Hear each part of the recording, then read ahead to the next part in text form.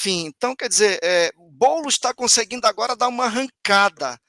Mas, primeiro, eu queria que você me dissesse o que representa essa candidatura de Boulos e se é possível a gente ainda chegar em São Paulo num clima de virada, né? Porque, por outro lado, a mídia hegemônica fica o tempo todo, parece colocando uma pedra, uma esfera de ferro, né, muito pesada no nosso pé, para esconder um possível movimento de virada. Já houve um apagão de novo, já houve novamente denúncia aí do envolvimento do crime organizado próximo da gestão de Nunes, ou talvez até dentro da gestão de Nunes, e inclusive enquanto o Nunes estava no palanque ontem, começou o processo de apagão, ele falou que estava tudo bem, e começou a piscar a luz e apagar tudo.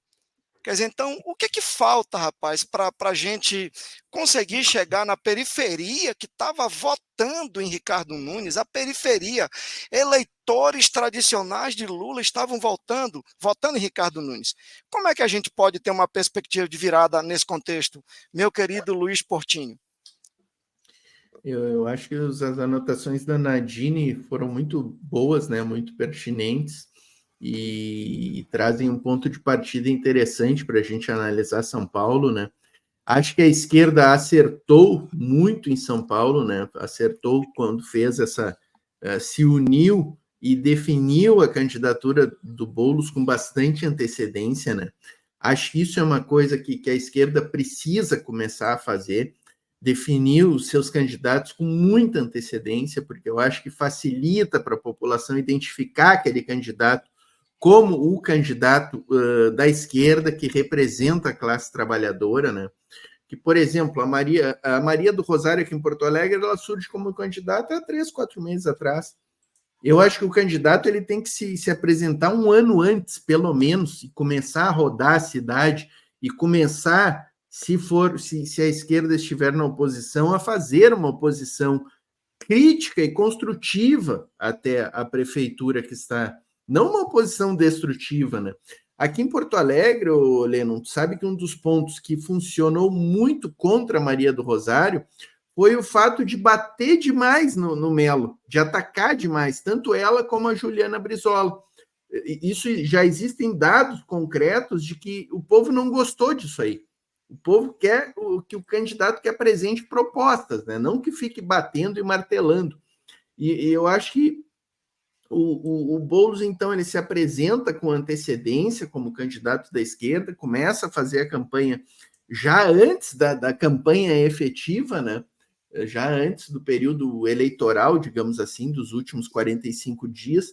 E eu acho que existe uma grande possibilidade do Boulos vencer no segundo turno. Eu acho que o termo virada é o termo que está se utilizando, acho que é um termo bom para uma reta final de campanha, porque anima a militância, mas eu não vejo virada, porque os dois saíram empatados do primeiro turno, né? E eu acho que a campanha do Boulos no segundo turno foi muito boa, foi muito boa. O Boulos não sai das ruas de São Paulo.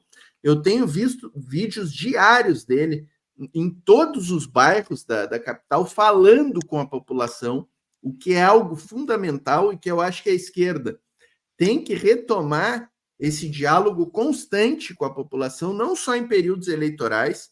Acho que a gente precisa voltar a dialogar com a população durante 365 dias no ano, né?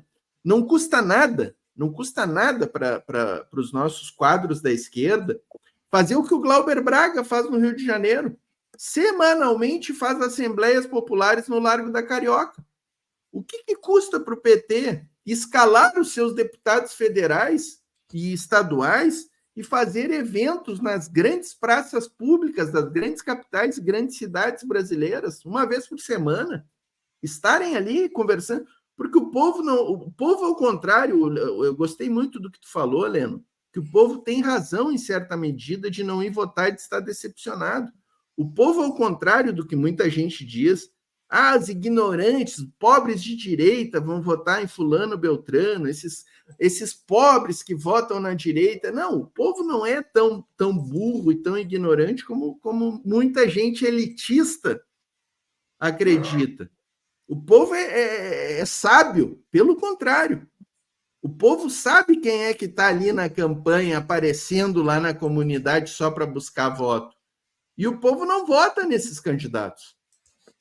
O povo não vota no candidato que aparece nos 45 últimos dias de campanha lá com um santinho na mão e dizendo que vai salvar e melhorar a vida dele. O povo vota no candidato que ele vê durante 365 dias fazendo alguma coisa. Então, assim, acho que São Paulo tem um peso muito grande, né? Muito grande. E eu só quero discordar na Nadine num ponto aqui, que é essa questão de que o bolsonarismo ainda está muito forte e que o país está dividido entre o PT e o bolsonarismo. Eu acho que o bolsonarismo ele se enfraqueceu demais, apesar das 500 prefeituras. Se nós conseguirmos derrotar o bolsonarismo nesses 4 locais aí, Cuiabá, Fortaleza, Natal e São Paulo, não sobra praticamente nada para o bolsonarismo. Lá na Amazônia, eles estão perdendo também, parece, para o candidato do MDB. Então, eu acho que o bolsonarismo ele se enfraqueceu demais de 2022 para cá e vai se enfraquecer ainda mais até 2026. E eu acho que até o próprio Lula e o governo Lula estão trabalhando aí para fortalecer um centro, né? Inclusive nesses apoios que teve ao PSD e ao MDB em alguns locais, eu acho que é nesse sentido, né? Acho que o PT está, não sei se é certo, não sei se é errado, acho que a gente ainda precisa refletir mais sobre isso, né?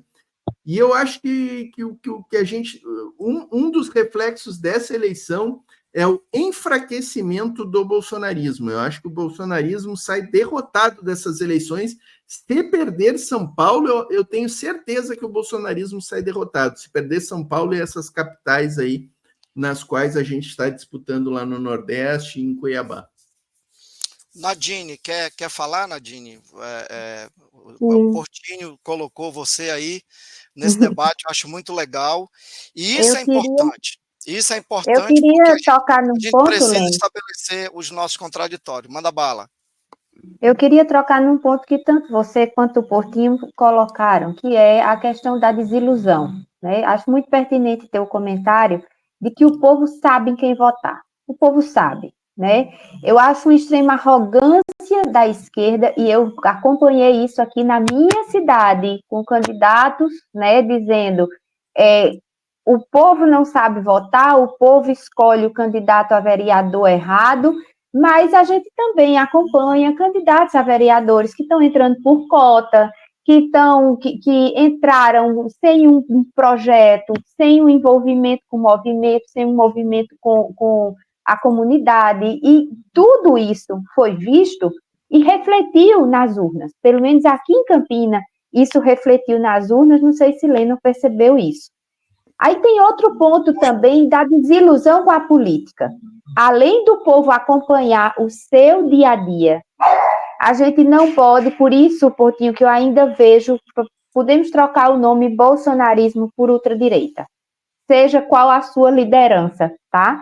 Até porque eu acho que a gente denominar nossa ultradireita de bolsonarismo, eu acho até dá muita brecha para o próprio Bolsonaro, né? Porque a gente está vendo quando Bolsonaro cai, como eles ficam atrás também de uma liderança e ficam disputando entre si, como aconteceu agora em São Paulo com o Marçal.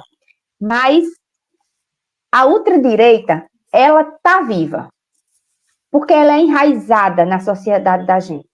O brasileiro tem uma herança política de personalismo, de patriarcalismo, de patrimonialismo, é muita coisa, de coronelismo, no caso da gente aqui no Nordeste, é muita coisa cercada em termos culturais, em termos políticos, que faz com que essa nossa ultradireita, esse discurso conservador, essa aproximação com o conservadorismo sempre esteja latente na nossa realidade. Esse é um cuidado que a gente sempre tem que ter, né? Então, a desilusão com a política vem do cotidiano, do povo vem, mas a gente não pode esquecer que o discurso de desilusão com a política e o discurso apolítico é um discurso da direita. Quem ganha com isso é a direita. Então, se tem 30% 30% de um eleitorado, uma parcela do eleitorado em Porto Alegre que não quer o bolsonarismo, mas não vota na esquerda. Aqui no Nordeste a gente vê essa mesma realidade. Termina sendo pessoas que não estão satisfeitas porque não têm as características do bolsonarismo, mas que de alguma forma tem esse entranhamento cultural nosso conservador, que não permite que a direita, que a esquerda chegue. É tanto que, o que é que eu vejo? E que eu percebi nessa eleição? Os nossos candidatos de esquerda, eles têm que meio que tirar um estereótipo de esquerda para chegar no eleitorado. E a gente vai levando isso pelo que os marqueteiros colocam, mas a gente não para se perguntar o porquê isso acontece. E quais as repercussões futuras disso? Porque isso não é só uma questão visual, de marketing, de cor de campanha, se o candidato vai usar vermelho, se o candidato vai usar branco, se o candidato vai usar azul, tudo que eu acompanhei isso aqui na nossa realidade local. Mas é a forma como o eleitorado brasileiro encara a esquerda. Eu não quero este candidato, mas Boulos é o melhor, mas Natália Bonavides é a melhor, o Leitão lá em Fortaleza é melhor, mas é de esquerda, mas é PT. Então, são coisas que ainda estão vivas na nossa realidade e que, campanha por campanha, eu acho que a gente tem que ir combatendo e também nesses 365 dias. O mais importante seria estarmos nesses 365 dias. A gente conseguir chegar. Vou trazer um exemplo para vocês. Eu fui atrás do perfil do candidato lá do Ceará, que está concorrendo com o Evandro Leitão. É um jovem de 26 anos, há 6 anos que começou a carreira política dele, e aí eu me perguntei, né, eu disse, de onde saiu, assim, como é essa criatura, André Fernandes, estava procurando o nome dele. Ele tem 26 anos, ele foi o deputado estadual mais votado do país, e agora ele foi o deputado federal mais votado do Ceará. E já é o candidato a prefeito. De onde saiu essa pessoa? Aí fui ver. Ele é um youtuber que começa fazendo humor, né? Ceará, a terra do humor. Ele chega nas redes sociais pelas vias do humor.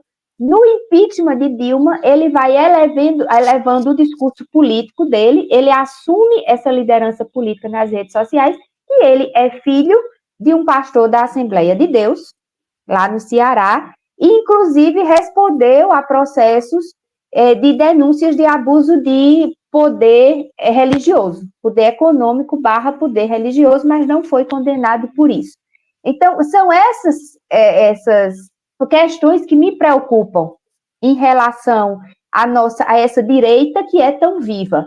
Porque qual é o nosso político que chega tão rápido? Ainda é esse youtuber com esse perfil, né? Natália Bonavides chega. Natália Bonavides hoje é uma liderança no Rio Grande do Norte, mas Natália Bonavides tem uma história toda de movimento social, de advocacia para movimento social e etc. E chega agora, né? Mas aí nós temos um menino com 6 anos de carreira política, que já é um candidato à nossa segunda maior capital, ou eu não sei se é a segunda ou a terceira maior capital do Nordeste, né?